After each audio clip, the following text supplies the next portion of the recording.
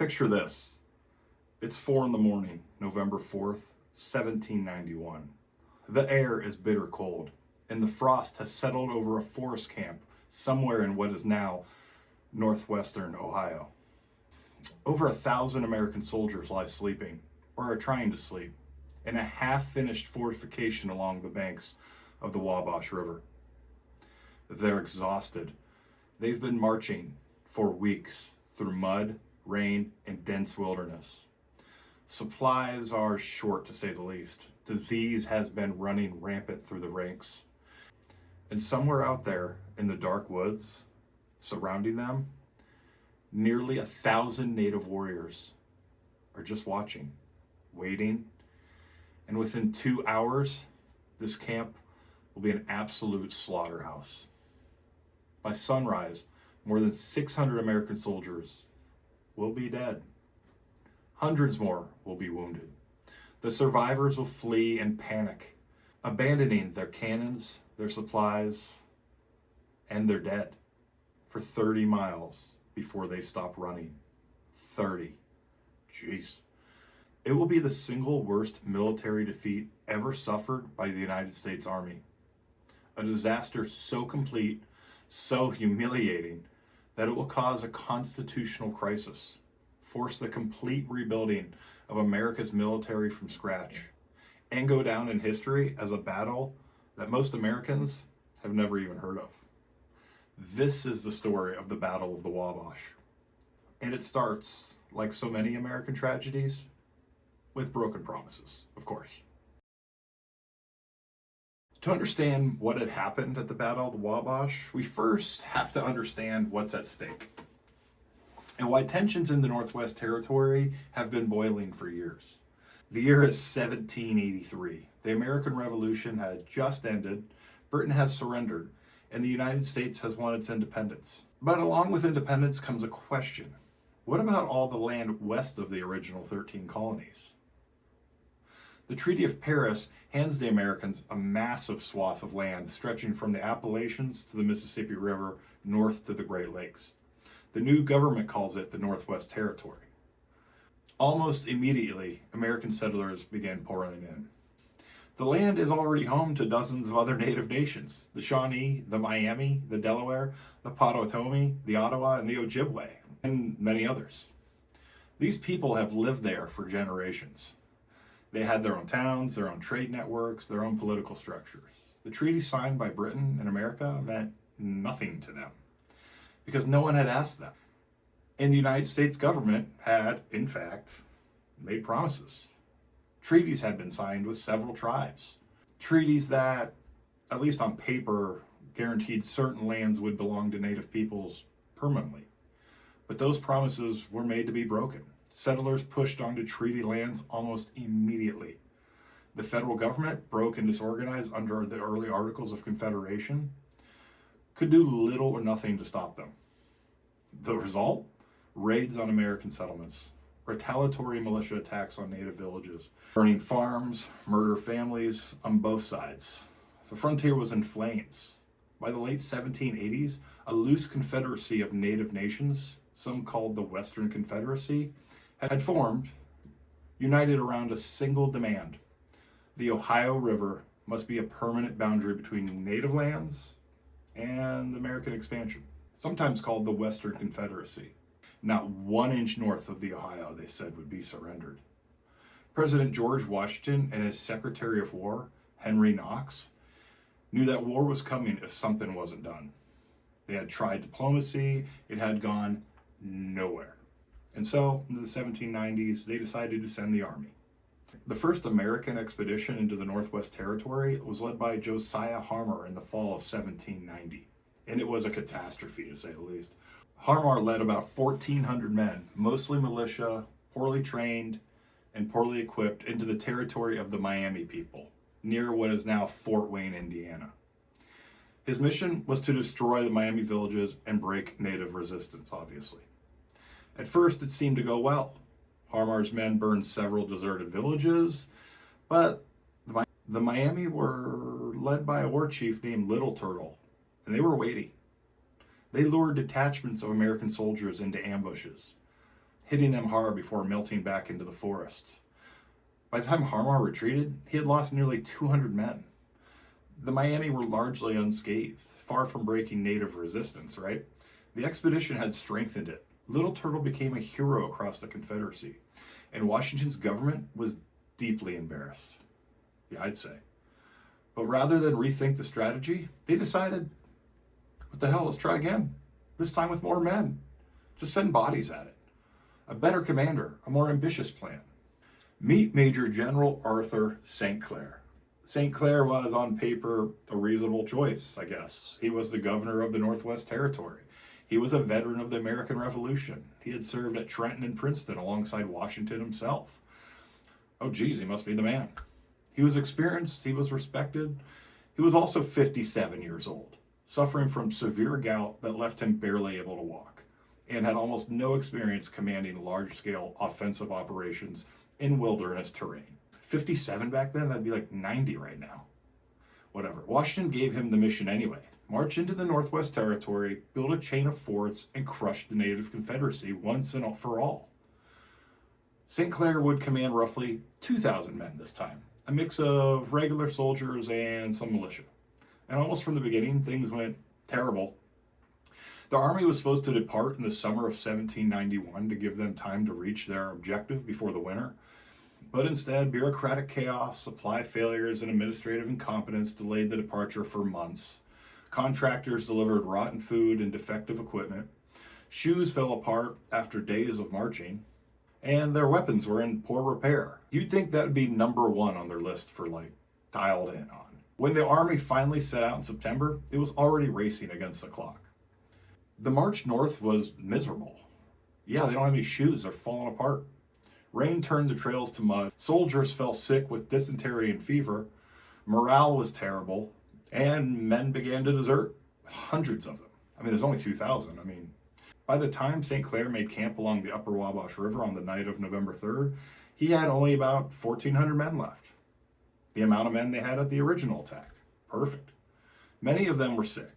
All of them were definitely exhausted. St. Clair chose a campsite on a low rise above the river. He posted sentries out there. He ordered his officers to begin building a proper defensive perimeter in the morning. And then, utterly worn down by illness and the brutal march on his gout feet, he retired to his tent. Why not? He was all tuckered out. He did not know that Little Turtle and the Confederacy's other war leaders, including the Shawnee chief Blue Jacket and the Delaware leader, I'm going to butcher this, Buckhongaheles, had been tracking his army for days. And they had decided tonight was the night for total domination, I'm guessing. We'll see coming up. So, shortly before dawn, the sentries heard something. Movement in the trees. Before they could raise a proper alarm, the forest erupted. Over 1,000 warriors. Miami, Shawnee, Delaware, Potawatomi, Ottawa, Ojibwe, and others burst from the tree line on 3 sides of the camp simultaneously, screaming war cries, firing muskets and arrows into the confused mass of sleeping men. The effect was immediate and devastating. The militia camped slightly away from the main body of the regular troops broke almost instantly. They turned and scattered, crashing back through the camp of regular soldiers and throwing themselves into the chaos as well. Terrified men who had been asleep moments before scrambled for their weapons, only to find themselves in the middle of this panicking mob. The native warriors were disciplined and coordinated in a way that the Americans were not. They formed a tightening ring around the camp, keeping to the tree line where the American cannons couldn't effectively reach them. Sharpshooters targeted the American artillerymen specifically, and with devastating accuracy. Within minutes, the cannons were essentially useless. Their crews shot down before they could serve the guns. St. Clair himself, sick and in agony from his gout, was helped onto a horse and tried to rally his men. He had 3 horses shot out from under him during the battle. He reportedly had bullets pass through his hat and his coat. His very presence on the field was either genuinely brave or genuinely reckless. I can think of another one, probably both. The American officers tried everything but winning. They organized bayonet charges into the woods to try to push the warriors back, and for a moment, it would work. The warriors would fall back into the trees, the soldiers would advance, and then the warriors would simply outflank them and pour fire into their sides and rear. The soldiers would retreat back, and then the ring would tighten again around them. For nearly 2 hours, this continued, and with each passing minute, more Americans fell. Women who had accompanied the army, wives and camp followers, were caught in the massacre. Why are the wives coming to war? Like, didn't they know from the first one that, like, it didn't go well? Surgeons trying to treat the wounded were cut down. The ground inside the camp was becoming carpeted with the dead and dying. By around 9 or 10 in the morning, St. Clair made the only decision left to him: retreat, or more accurately, run. The order for retreat was the signal for complete collapse. What had been a desperate fighting withdrawal became a terrified stampede. Soldiers threw down their weapons and ran. The wounded who could not keep up were left behind. The cannons were abandoned, the supply wagons were left where they stood, and the warriors pursued them. For miles the chase continued. Men were cut down from behind as they fled. Those who fell were finished where they lay. Eventually the warriors broke off the pursuit, partly because they had won decisively, and partly because they stopped to return to the camp and collect the enormous amount of material the Americans had abandoned. Yeah, I don't blame them. Like cannons, muskets, ammunition, food, and equipment. The survivors, they ran for 30 miles before they thought it would be safe to stop. When the numbers were tallied when they stopped, the scale of the disaster was almost incomprehensible. Of roughly 1,400 Americans engaged in that war, more than 630 were killed. Another 280 or more were wounded. That's a casualty rate of nearly 70%. For comparison, the Battle of Little Bighorn, that's the one with Custer in it, which everybody knows about. It's America's most famous military disaster. That's the one in the history books. Had a casualty rate of about 52%. The Battle of Wabash was way worse. The Native Confederacy lost perhaps 60 warriors killed, with a similar number wounded. It was not just a victory, it was an absolute rout. News of this disaster reached Philadelphia, then the nation's capital. In mid-November, President Washington's reaction, according to those present, was one of the few times anyone ever saw him truly lose his composure. A dinner guest that evening reported that Washington, after receiving the dispatches, excused himself from the table. And then, in a private room, he erupted in a fury the likes of which his aide had never witnessed. He reportedly paced the room, his voice rising. "He's worse than a murderer. How can he answer to his country?" Then he composed himself, returned to dinner, and said nothing more about it that evening. But in the days and weeks that followed, the crisis consumed the young republic. Congress launched an investigation, the first congressional investigation in American history, in fact. How about that little nugget? Demanding answers about what had gone wrong. St. Clair resigned his military commission, though he was ultimately cleared of wrongdoing and continued as territorial governor. Yeah, that's great. The blame fell on the contractors who had supplied the army with defective equipment and rotten provisions, and on the broader failure of the federal government's military organization. Let's blame the dirty food. Because here's the ugly truth. The United States in 1791 had barely had an army. The Continental Army had been dissolved after the Revolution. What existed was a small force of regulars, supplemented by whatever militia could be raised by the state. They were undertrained, underpaid, and unreliable. The Battle of the Wabash had exposed this reality in the most brutal way possible. Something obviously had to change. So out of the ashes of St. Clair's gout-ridden defeat, something remarkable happened. Washington turned to a man he trusted completely, Anthony Wayne. Mad Anthony Wayne. And if you live anywhere in the Great Lakes region, you know this dude's name. Total badass. A lot of beers named after him around here where I live. Wayne was one of the most aggressive and capable commanders of the Revolutionary War, a man who had captured Stony Point in a daring night assault and who had never once been accused of timidity. But Wayne didn't rush. He spent roughly 3 years building up the American military. He drilled his new Legion of the United States relentlessly. He demanded discipline, training, and readiness. He built supply lines before he marched. He did everything St. Clair had failed to do. And in August 1794, at the Battle of Fallen Timbers, fought appropriately in a forest near what is now Toledo, Ohio, Wayne's well-trained legion met Little Turtle and the Western Confederacy and defeated them decisively. Who would have known preparation and The following year, the Treaty of Greenville compelled the native nations to cede most of what is now Ohio and parts of Indiana to the United States. The dream of the Ohio River boundary was over. American expansion into the Northwest Territory was unstoppable.